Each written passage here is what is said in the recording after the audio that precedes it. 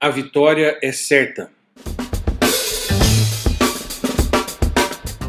Então, como vimos no vídeo anterior, existem três realidades que comprovam que a vitória do cristão é certa. A primeira realidade dessa vitória é o novo nascimento. A Bíblia diz: porque todo o que é nascido de Deus vence o mundo.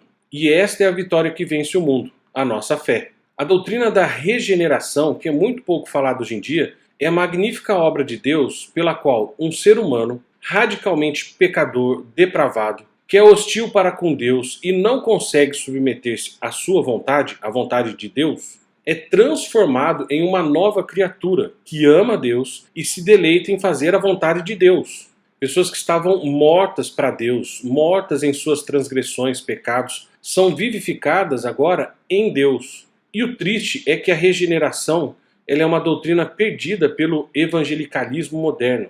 A falha em entender ou pregar a regeneração resultou em diversas consequências terríveis. Primeiro, o cristão é visto como nada mais do que uma pessoa que tomou uma decisão. Se esse cristão vai crescer, produzir frutos ou continuar firme, vai depender apenas de algumas decisões pessoais futuras. E tal opinião é de uma ignorância tão grande da natureza da conversão e torna todo o curso da salvação dependente de uma vontade, da volição de uma pessoa cuja natureza teve pouca ou nenhuma transformação. E quando eu estou dizendo aqui sobre curso da salvação, estou me referindo aos três tempos da salvação que já vimos em outro capítulo: a justificação no passado, a santificação no presente e a glorificação no futuro. O que a gente tem que lembrar é que na regeneração e na conversão, a pessoa se arrepende e crê como resultado de uma obra sobrenatural da parte de Deus, que transforma a sua própria natureza, os seus afetos e a sua vontade. Então, por causa dessa ação sobrenatural de Deus, essa pessoa agora é uma nova criatura que ama a Deus, deseja agradar a Deus e anseia em se conformar à imagem de Deus. Essa pessoa agora toma a decisão correta porque possui os afetos corretos. A sua natureza foi renovada por Deus, à semelhança de Deus, em verdadeira justiça e santidade. Essa pessoa vence em virtude daquilo que se tornou mediante a miraculosa obra de Deus, que é a regeneração. A segunda realidade dessa vitória do cristão é a pessoa e a obra de Cristo. Estamos falando aqui da justiça posicional do crente diante de Deus, que só acontece pela fé. Sem a doutrina da justificação pela fé, a vitória seria impossível. Então, para ser convertida, uma pessoa tem de possuir, pelo menos, algum conhecimento sobre a severidade do padrão da justiça de Deus e sobre a sua própria falha em se conformar a este padrão. Quanto mais a pessoa conhecer a Bíblia, as Escrituras, mais ela se tornará convicta da grande distinção entre o caráter de Deus e o seu próprio caráter. Esse conhecimento levaria o crente ao desespero e à derrota se não fosse o fato certo, impecável e imutável da justiça de Deus que foi imputada a ele mediante a fé em Jesus Cristo. Então, em meio a todas as batalhas que temos aqui nessa terra, tanto dentro de nós quanto fora de nós, com tantos inimigos e fracassos, o cristão repousa e se tranquiliza sobre o fundamento inabalável de Cristo. Ele se gloria em Cristo Jesus e não confia na carne. Quando atacado ou em dúvida, o crente não olha para dentro de si. Pelo contrário, ele rejeita as acusações brutais das pessoas, dos inimigos, em especial do inimigo, desviando os seus olhos das suas virtudes ou da força pessoal, e olha única e exclusivamente para Deus em Cristo. Então, os psicólogos, os coaches vão falar assim: olhe para dentro de você. E a Bíblia fala: não olhe para dentro de você. A resposta não está em você. A solução não está em você.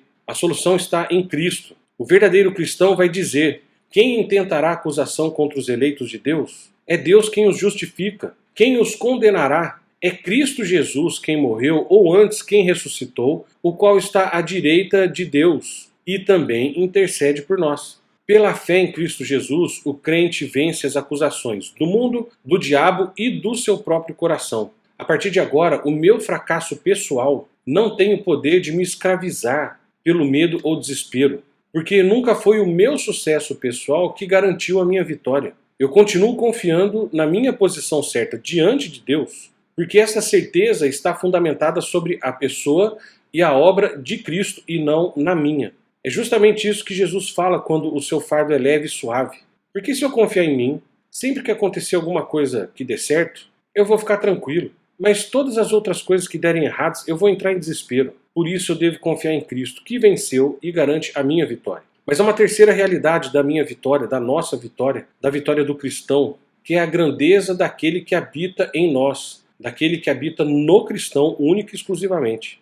João descreve: maior é aquele que está em nós do que aquele que está no mundo.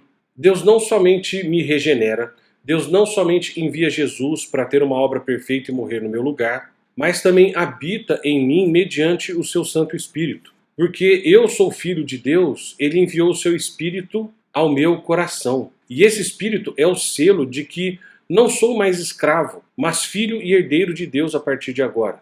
E ele assegura essa adoção ao testificar que agora eu sou filho dele. O Espírito Santo é o depósito que garante a minha herança, até que a minha futura redenção esteja completa.